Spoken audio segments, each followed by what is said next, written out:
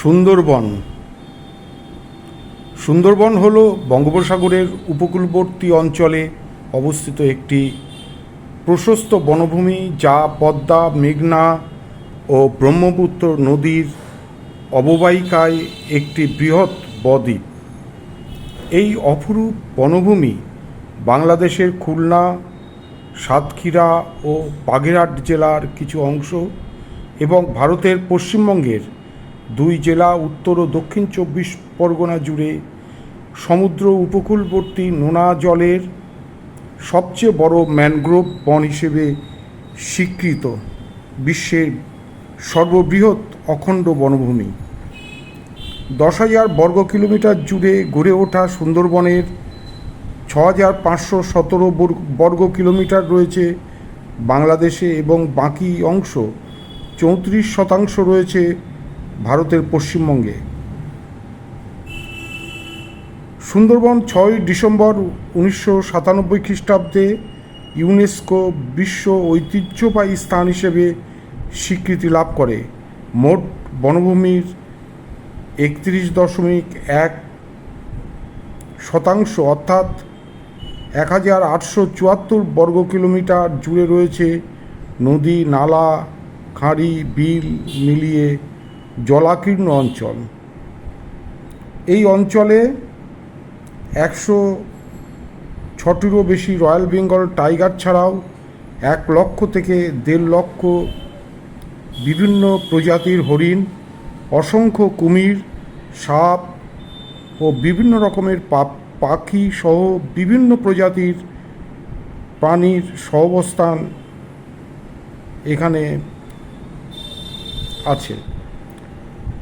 পশ্চিমবঙ্গের সুন্দরবনের প্রশাসন ব্যবস্থার দায়িত্বে আছে পশ্চিমবঙ্গের বন দপ্তর।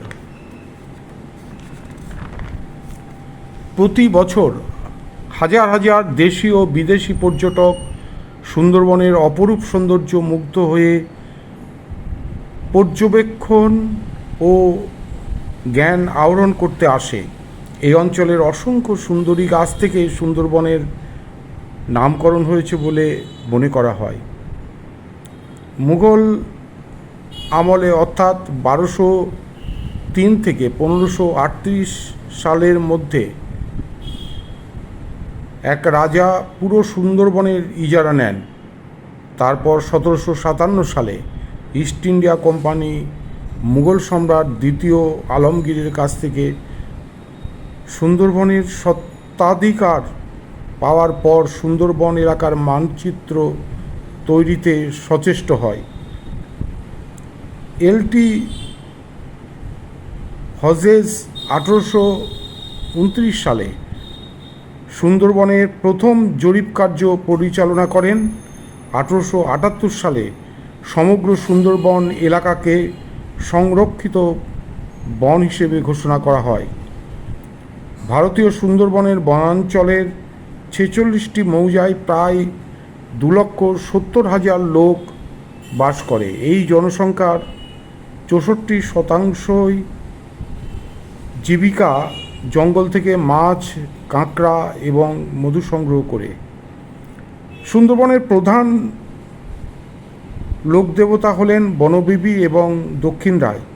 বনবিবিকে বনের রক্ষক দাতা হিসেবে বিবেচনা করা হয় এবং জাতি ধর্ম নির্বিশেষে সর্বত্র শ্রদ্ধা প্রদান করা হয়।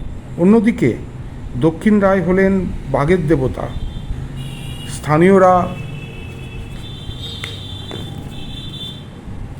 এর উপস্থিতিকে মূল্য দেয়, প্রাণীটির প্রতি গভীর শ্রদ্ধা এবং কৃতজ্ঞতা জাগিয়ে তোলে।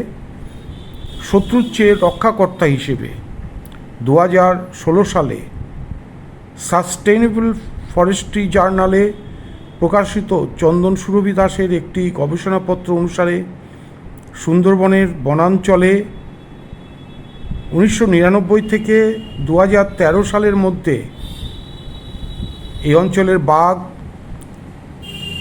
437 জন মানুষকে আক্রমণ করেছিল, যার মধ্যে 368 জন প্রাণ হারিয়েছিলেন। তবুও বন দপ্তর বাঘ এবং মানুষের সহাবস্থান সংগঠিত করার চেষ্টা করে। সুন্দরবন সংলগ্ন গ্রামে বাঘের প্রবেশ রোধ করার জন্য বন বিভাগ বনের ধারে 168 কিলোমিটার দীর্ঘ নাইলন নেটের বেড়া তৈরি করেছে। এখানে 1973 সালে প্রজেক্ট টাইগার শুরু হওয়ার পর থেকে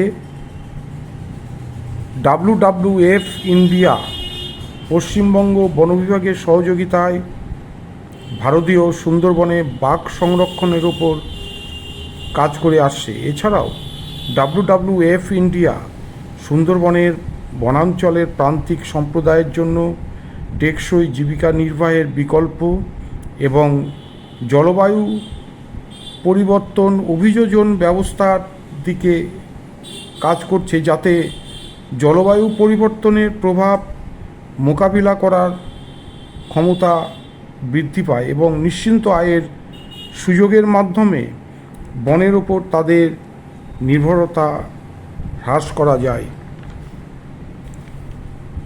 ম্যানগ্রোভ পুনরুদ্ধার সুন্দরবনের অভিযোজন কৌশলের একটি অবিচ্ছেদ্য অংশ। ম্যানগ্রোভ পুনরুদ্ধার বর্ধিত জীবিকার সুযোগ সংরক্ষণে সম্প্রদায়ের সম্পৃক্ততা বৃদ্ধি এবং বাস্তুতন্ত্র পুনরুদ্ধারের উদ্যোগ প্রদান করে।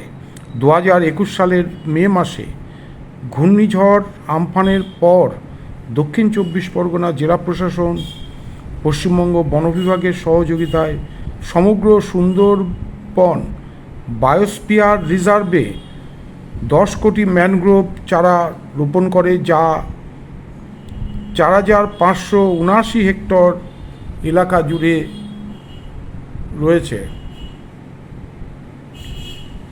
এটি বিশ্বের বৃহত্তম বৃক্ষরোপণ কর্মসূচি বলা যেতে পারে।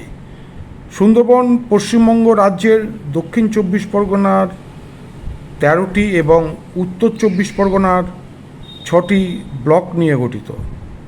দক্ষিণ 24 পরগনার ব্লকগুলি হল ক্যানিং 1, ক্যানিং 2, বাসন্তী, গোসাবা, কুলপি, মগরাহাট 1, মগরাহাট 2, মন্দির বাজার, মথুরাপুর 1, মথুরাপুর 2, ডায়মন্ড হারবার 1, ডায়মন্ড হারবার 2, ফলতা।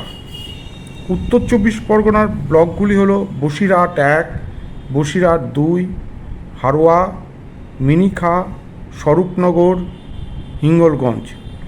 এই ব্লকগুলির প্রাকৃতিক পরিবেশ, বন্যপ্রাণী এবং মানুষের জীবনযাত্রার উপর একটি গুরুত্বপূর্ণ প্রভাব ফেলে।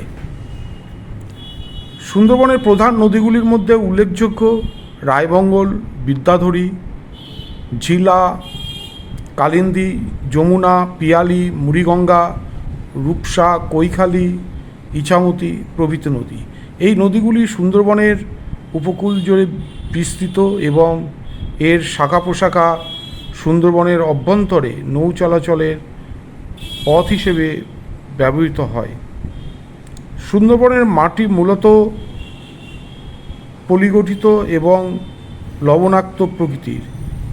এটি উপকূলীয় অঞ্চলের মাটি, যা জোয়ার ভাটার কারণে জলবদ্ধতা এবং লবণাক্তর সম্মুখীন হয়।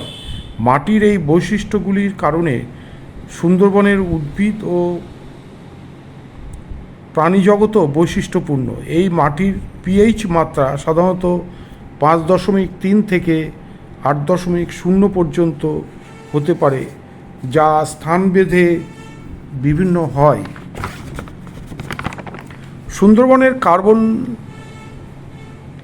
সিঙ্ক হিসেবে স্থাপন করলে জীব বৈচিত্র্য বৃদ্ধি এবং বন সংরক্ষণের জন্য তহবিল সুযোগ এবং কার্বন অর্থায়ন প্রকল্পের সদ্ব্যবহার করতেও সাহায্য করবে বলে মনে করা হয়।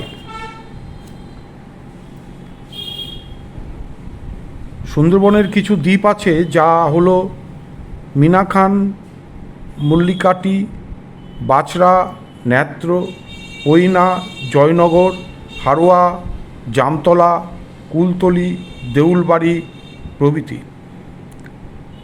সুন্দরবনের মানুষ স্থানীয় উপকরণ ব্যবহার করে সুন্দর হস্তশিল্প তৈরি করে। এই হস্তশিল্পগুলি তাদের সৃজনশীলতা এবং পরিবেশের সাথে তাদের গভীর সম্পর্কের প্রমাণ। সুন্দরবনের মানুষের জীবিকা মূলত বনজ সম্পদ, মৎস্য আহরণ এবং কৃষির উপর নির্ভরশীল। তাদের জীবনযাত্রা তাদের সংস্কৃতি ও ঐতিহ্যকে প্রভাবিত করে। সুন্দরবনের সাংস্কৃতিক ট্যুরগুলি দর্শকদের ঐতিহ্যবাহী নৃত্য, কারুশিল্প এবং অন্যান্য প্রণালী এই উপভোগ করার সুযোগ করে দেয়। এটি দর্শকদের স্থানীয় জীবনযাত্রা এবং সংস্কৃতির সাথে পরিচিত হতে সাহায্য করে। ধন্যবাদ।